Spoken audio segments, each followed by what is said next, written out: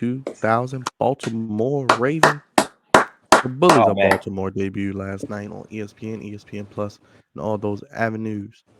We had Ray Lewis, Trent Dilfer, Rod Woodson, Shannon Sharp, Tony Saragusa. Rest in peace, the late great Tony Saragusa. Jamal Lewis, Jamal Lewis, Brian Marvin Billick, head Lewis, coach, Marvin Lewis, Jack Del Jack Del Rio. Rio, Crevante's Goofy, Marvin. commander, Marvin coach. Lewis. We had all of those things. You heard that Cravante, Goofy, commander's coach, Jack Del Rio. Still there, by the way. We had, yes, he got Goofy after he left Baltimore. But anyway, Bullies of Baltimore debut last night. Raj, I'm gonna start with you. Had Kevin Byrne. They dug him out the grave, rolled him up there for the ceremony. Raj, how you feeling, brother? Scott Garceau was there. I'm like, damn, y'all can't get nobody under 70 years old to host these things. I'm just saying, but Nope. it is what it is. You know how that go. Raj, did you enjoy the documentary? Did it take you back to the 2000 years, the heyday of the Ravens, the glory days? And actually, last week we just celebrated the 10-year anniversary of the 2012 team. So some great times, great memories in Baltimore sports. Your thoughts on the documentary last night? Man, did it take me back, man? It took me all the way back, just like Raw is taking me back with Leader right now. But anyway, that's something totally different. Oh joy. Yeah, Ojoy with Edge and his wife. Oh no, I'm sorry. That took me back to 2000. You're right, Leaders out there 2000. with Edge. We going back like that. again. We Oh doing the wow. live celebration. No, I was Leader's about to say back. I'm about to She's turn by around. herself. Edge was on earlier with his Leader wife. looks great, by the way. Shout out to With Leader. his wife. Okay, we're not gonna go there. We're not doing that because that was 22 years ago. But like the Ravens, so let's back to the Ravens. This was a phenomenal documentary, man. I thought the documentary was great. I enjoyed listening to Brian Billick. I forgot how funny he was. I mean, it took me back down memory lane. Brian is a character for real. As a head coach, he was okay, but as a leader of men, he was great. And the way he stood up for Ray Lewis back then, it just made me appreciate him even more as a head coach. So I thought that learning about him was great. I thought Ray Lewis being Ray Lewis, of course, being the stoic leader that he was, and leading his team, and being that guy that everybody looked up to, even though he was going through a turbulent time in his life as well, coming off of that case in Atlanta. I thought his role in the documentary was great. Shannon Sharp. I mean, Uncle Shay has always been the way he's been his whole entire career. So coming over to the Ravens, watching old footage of him being funny is hilarious, man. He's the same way he is then as he is now, and he was a phenomenal football player for this team. So I thought he did a great job. But the person that completely stole the show for me was the Goose, man. R.I.P. Rest in peace to Tony Saragusa. My God, man, I did not know he was that funny. I didn't know he was that funny on camera for real. I was about maybe 13 or 12 or 13 years old when. Stop lying. Okay. Shut up. I was Stop 12 or lying. 13 years old when I really started watching football. 12 or And I didn't really 13 plus understand. 12 or 13 plus 12 or 13. I didn't understand the importance of or how funny he really was back then because I was just learning the game. But my goodness, man, now I appreciate him more now than I did back when he played for the Ravens and when he was on Fox.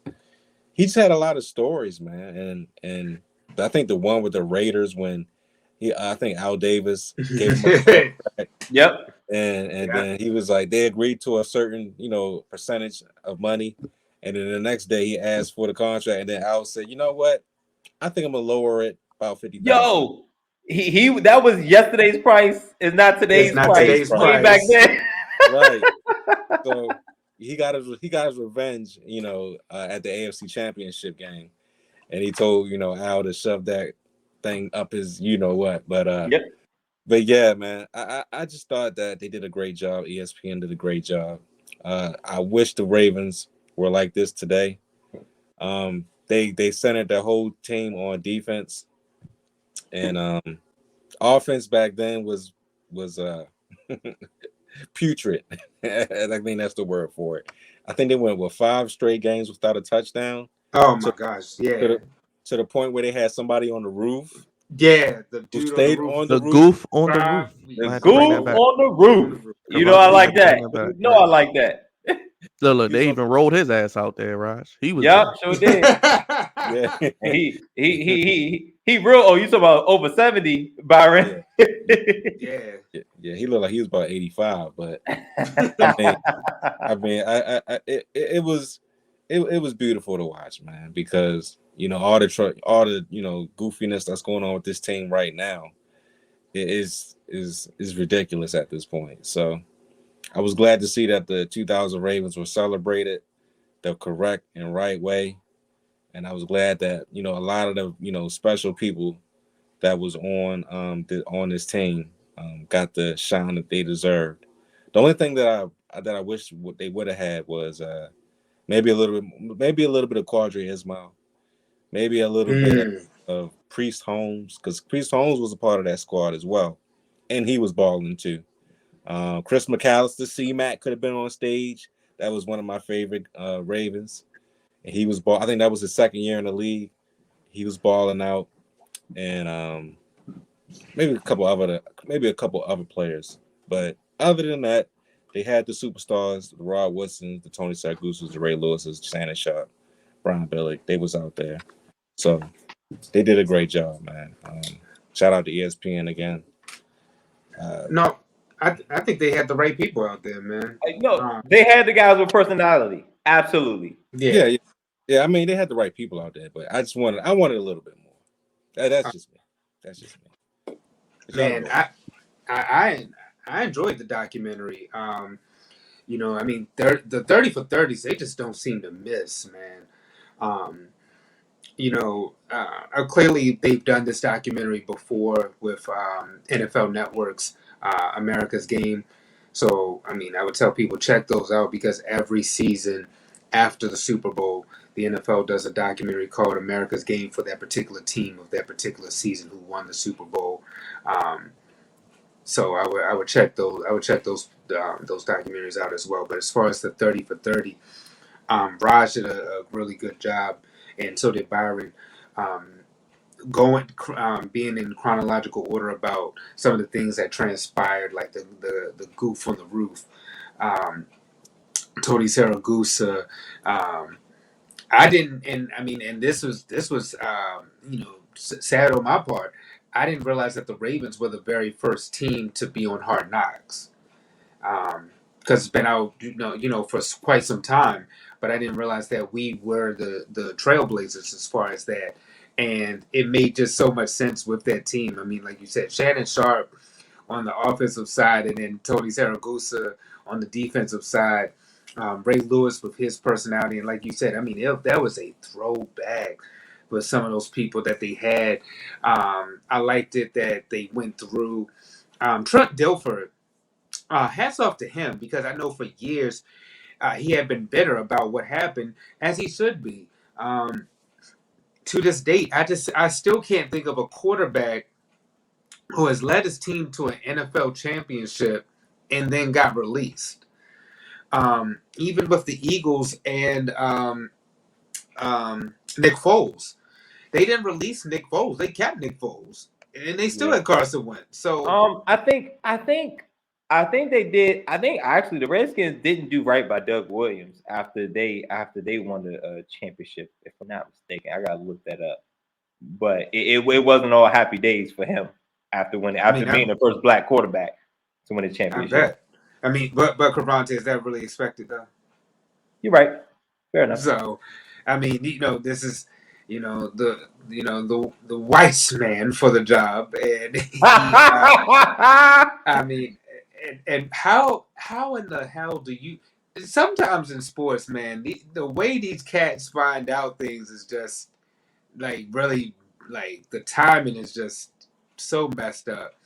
This man up there for about to present us and then finds out, yeah, you're not going to be the starting quarterback no more. Like, what? I mean, and when you go through the documentary of how Banks was the starter, and then they put Trent Dilfer and he got them over the hump, and to not give him another opportunity because they wanted to give it to Elvis Gerback. It was like, come on, man. Are you kidding me right now? But you know what? To play devil's advocate, Elvis Gerback did have a good 2 years with Kansas City. I mean, he came off of going to the Pro Bowl in 2000. He had 28 touchdowns and 14 interceptions. So he wasn't a slouch. He wasn't Yeah, terrible, but he just wasn't the right fit for that team because they didn't have the wide receivers to throw the football. exactly.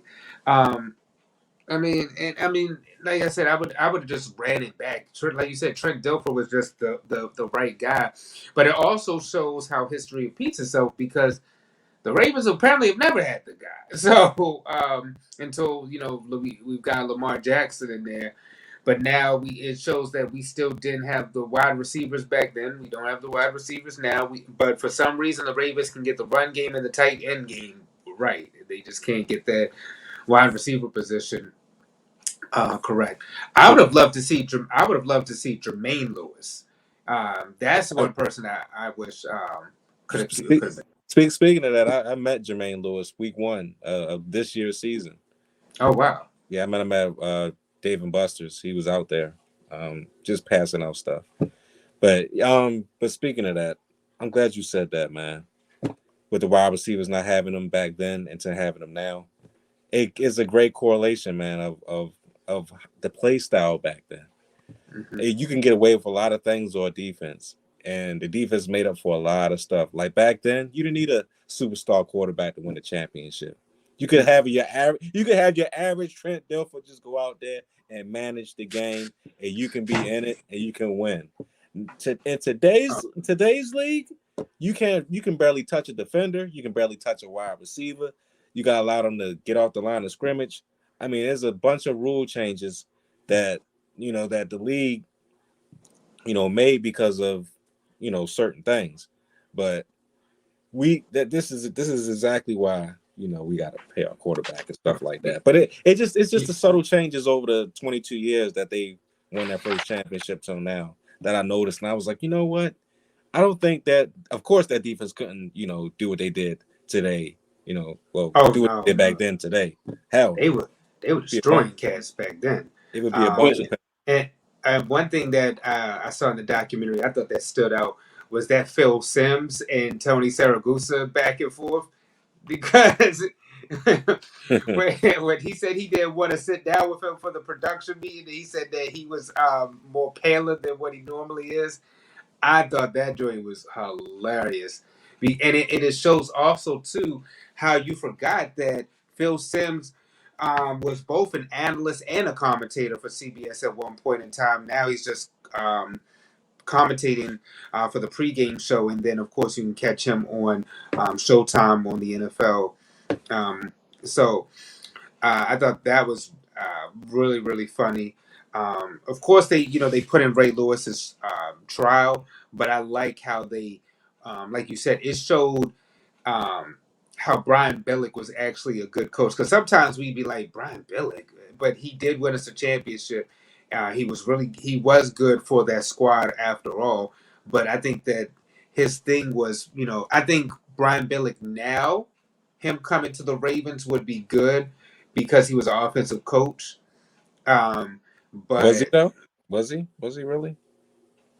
I'm saying I think today's NFL he would have been better than back then, only because like I said, the league is just so more offensively set now, and the people who are winning are offensively minded people.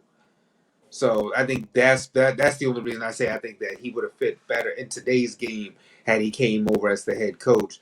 Um, but I mean, he still did a good job. I mean, Isaac Newsom, he was there. I mean, um, I think that they did a really good.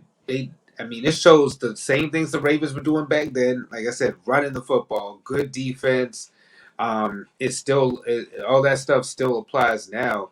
But I think you have just a greater appreciation because it also one thing I liked about the documentary too is that they showed um, the funeral about Tony Saragusa and the careness and the fact that this is a real team and that this squad is like a family.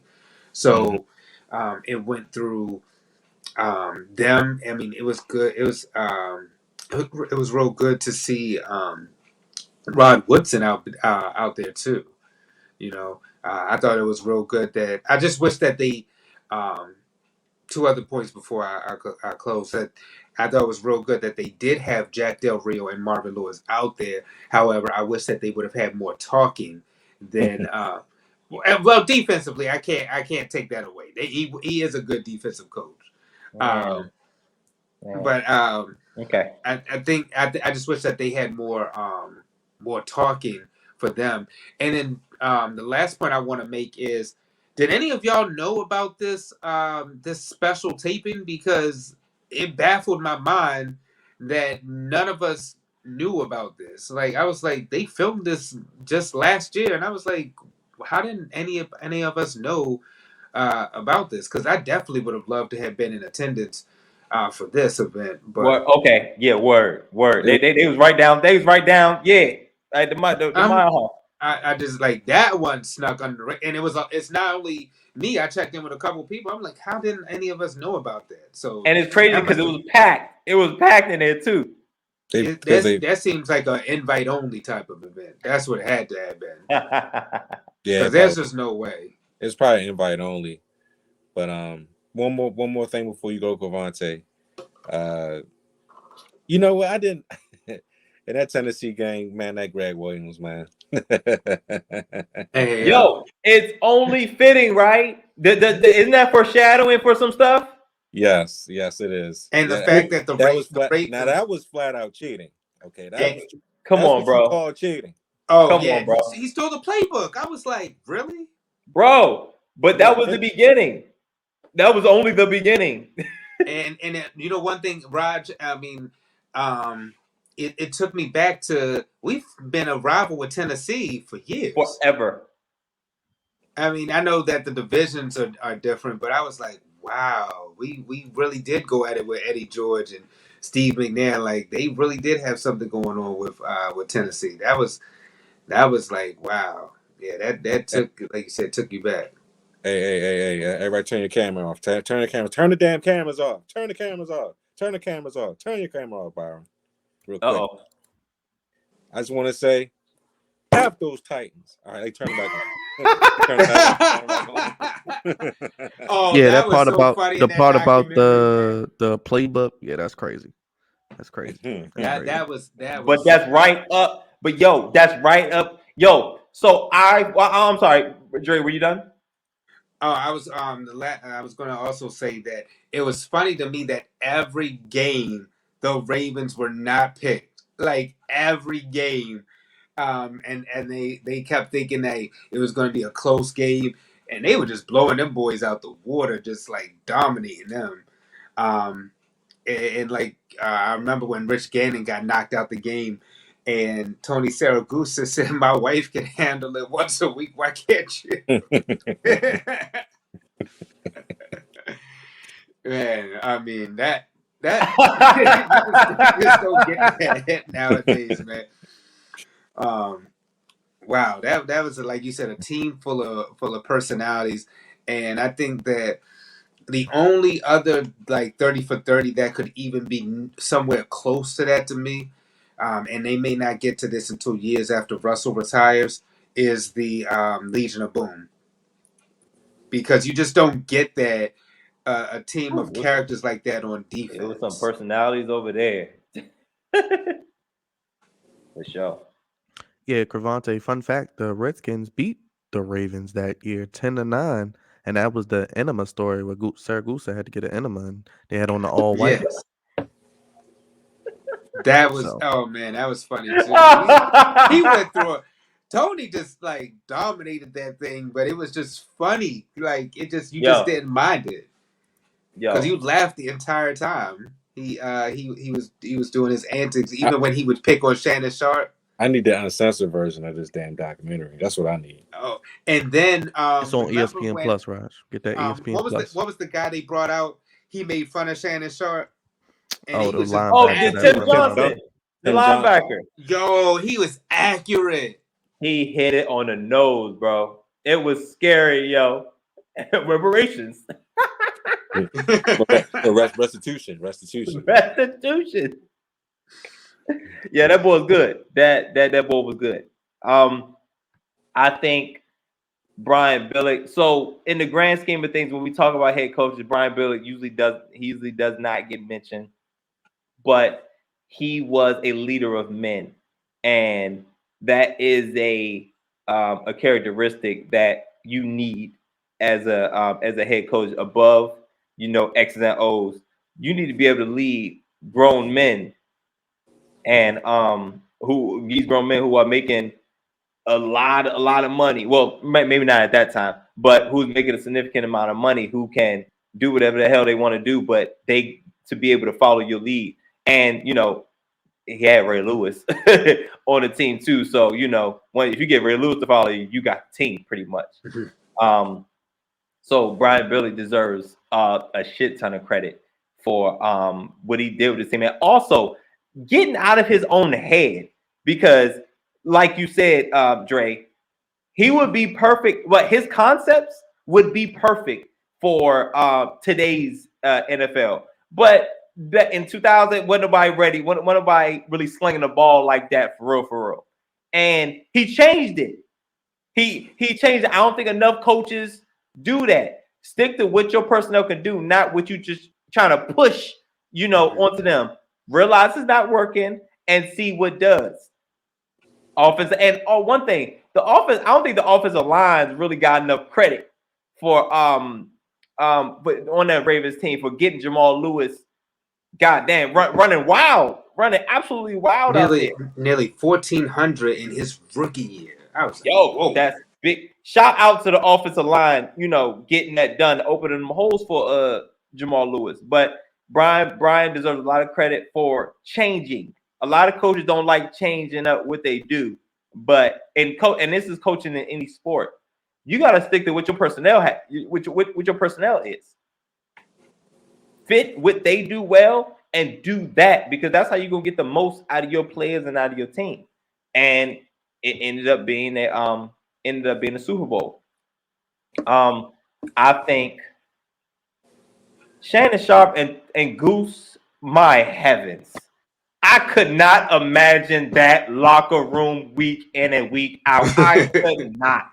Absolutely not. Like Goose on defense, Shannon Sharp on offense, just talking junk. Just junk. Just talking all types of junk. And I be on the floor crying, laughing at these boys. Like just in this documentary, I was laughing. So I couldn't imagine like if we could have done like a week by week, win or loss, a week by week throughout that whole 16 for the season and those 3 games for the Super Bowl. I couldn't imagine getting that type of footage in the locker room, because I think Shannon Sharp brought he brought a different type of not different, but he brought the right kind of toughness to the offense, which the Ravens was already built on defense. He brought that to the offensive side of the ball, which probably gave them the kick or so that they needed. And because even when they wouldn't score touchdowns, he was still out there talking his stuff. You know what I'm saying? And I think that type of personality, his type of personality fit perfect. Oh yeah. For the Ravens. So he fit right in. And Goose locking them boards in their trailers was hilarious. Oh, man. Absolutely loved it. Loved all their personalities. I'm so glad it did not turn into, and this is what I was fearful of, is that it turned into a Ray Lewis show. I'm glad that did not. We all know what Ray Lewis was and what he meant to the Baltimore Ravens franchise. It was the team, and even when he was going through a situation, talked about it, left it. You know what I'm saying? Like we didn't, keep it going and going and going. Shout out to Rod Wilson. Rod Wilson is one of my favorite DB / safeties of all time. And my God, you could tell he was one of the elder statesmen because his heydays with the Steelers.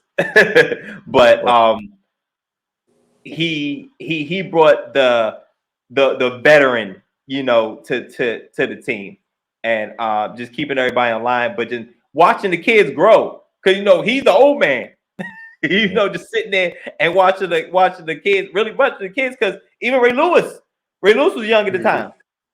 You know what I'm saying? And just watching them grow, but still leading by example, which was important, for that defense. They had elite guys at each level, man. It's scary how elite they were. Like, shout out to Sam Smith and Goose being on the inside of the interior of the D line. You mean Sam Adams? I mean, Sam Adams, right? Yeah. Huge guys. Big up to Trent Dilfer, getting thrown into a spot because the brother Banks Tony Banks. was not doing well, and I was like, and terrible, like. And wasn't that the first Tennessee game where he got was that the Tennessee game where he got benched? He threw a number of picks. I was like, "Ooh, defense gonna kill him." The defense gonna kill him when he gets to the locker room. I was like, "Oh boy!"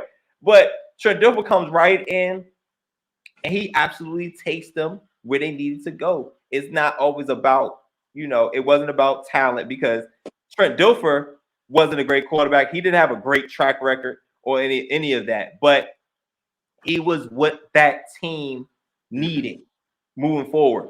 And finally got the touchdown monkey off their back to Brandon Stokely. I didn't know Brandon Stokely was on this team. Yeah. Like God damn. I was like, okay. And Trent Dilfer doesn't get the respect necessarily that he deserves. But I think what's important is that team of that year knew what he meant to them, because it's funny. It's funny saying this. They wouldn't have won a Super Bowl without Trent Dilfer. No, that's totally you know what I'm saying? Like, that's crazy to say now, but that's a fact. That's what it was. Yes, that defense is arguably the greatest defense of all time. I mean, giving up 165 points for the entire year is absolutely absurd. Just absolutely absurd. Look, all you gotta do is look at that Tennessee game when they were down because of his mistake, and then he was able to bounce back and win the game for them. And I think that was the turning point. I mean, we could have picked many different points where it's like, yeah, this team is special. I think for Trent Dilfer, for him personally, that did it for him. Like, oh, I could do this for real, because that game was supposed to be over. He made the grave mistake on giving up a pick six, but going right down there and throwing the winning touchdown was like, that gave him the confidence he needed, but then that also gave the defense, like, all right, we could follow him, because even though he made a mistake, he came back. He came back from it. That's a short-term memory. And as a quarterback, you need that. But the defense really got behind them after that, and then it was like, yo, we know we're gonna see Tennessee again at some point, because Tennessee was arguably the best team. Was the best team in the league. Yes. That year, quote unquote. Say that's what the magazine said. Sports Illustrated, yeah. That Sports Illustrated, yeah. That Brian Billick and the older white gentleman brought to Brian Billick's attention, which also was get the boys riled up. They say it's the best team. Not today. You know what I'm saying? That's huge. That's big time. And I think in sport, in football, that's what it's about. The better team doesn't always win. You just got to be better for about 3 hours, for 4 quarters in about 3 hours, and that's what they did, and they beat them again.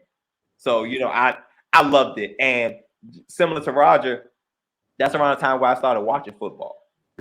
You know what I'm saying? Like, the 2000 Ravens was I think either my first or second Super Bowl that I've seen, and it was a demolition. And funny, even though Jack Del Rio and Marvin Lewis didn't say much, they did say something about the Super Bowl. It was like once they saw that, I believe they kicked the Vikings ass. Like it was 41-0. It was they destroyed the Vikings in the NFC Championship. Yeah. And Marvin Lewis and Jack Del Rio was like, we gonna kill him. Like we gonna kill him. And for sure, that's exactly what they did. The Giants ain't know what they was in for. So it's only right that it ended that way. Them bullying the Giants up and down the field, and almost had a shutout. Almost. The defense had a That's crazy, shutout. and that's The crazy defense because had a shutout, yeah, but the special Special teams. teams. And let me chime in real quick before we move on. Art Modell, the fact that they said has not been elected to the Hall of Fame is just absolutely absurd. Um, because, like they said, I mean, now you got a lot of teams that have moved from one state to another state, or one city to another city. So Art Modell, again, he deserves to be in the Hall of Fame, and overall, a great documentary.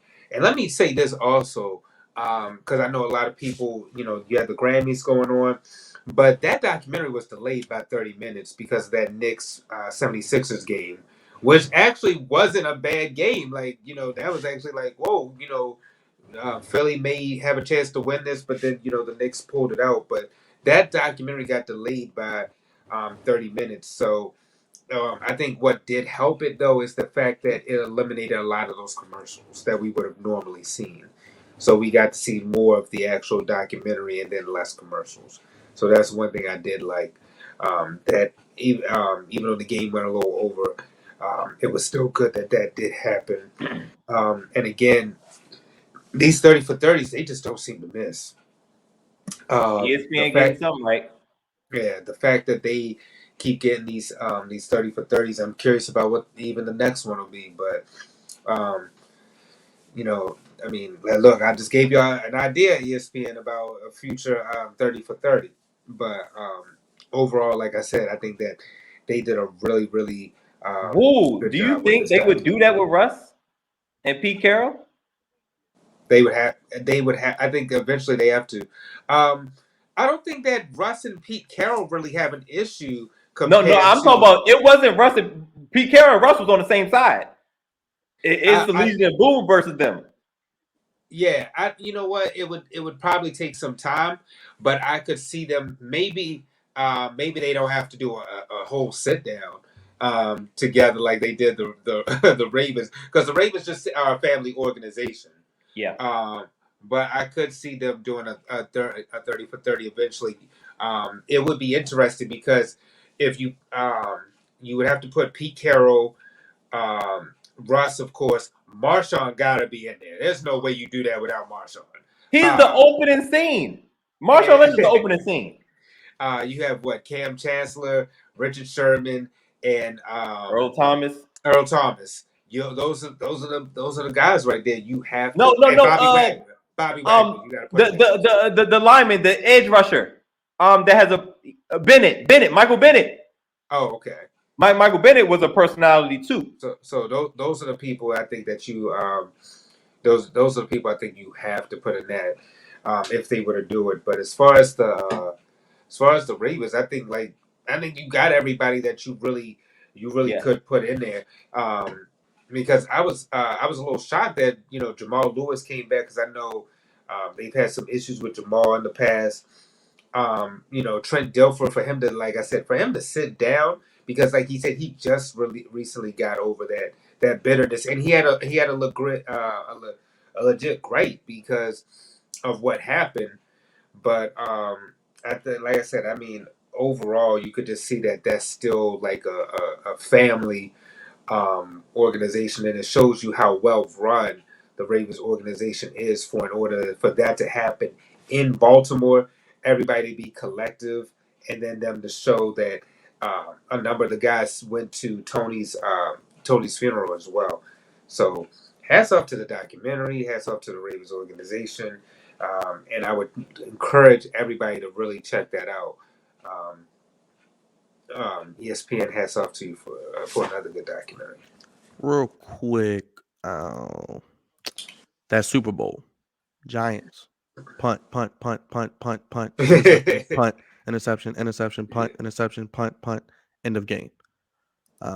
Also, in 2001, they had a chance to repeat. Don't forget Jamal Lewis also tore his ACL Oh man, in yeah. training camp. Now, looking at this roster, I know they said the offense didn't have anybody, but you had Trent Dilfer, you had Jamal Lewis, rushed for over 1,300 yards. The missile, Quadri Ismail, 655 yards, 5 touchdowns.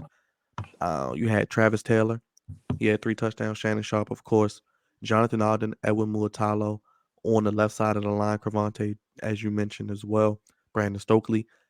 Defensively, Rob Burnett led his team in sacks, 10.5. Sam Adams, Goose, Michael McCoy, 6.5 sacks. Peter Mm. Boulware, we forget how good he was, 7 sacks. Ray Lewis had 3 sacks. You know what he did.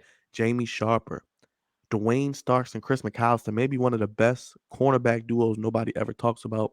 Dwayne Starks, 6 picks. C-Mac, 4 picks. Kim Herring, 3 picks. And Rod Woodson with 4 picks as well. So a lot of all-time greats on that defense, especially that may not have been talked about as well yesterday. But let us know your thoughts on the 30 for 30.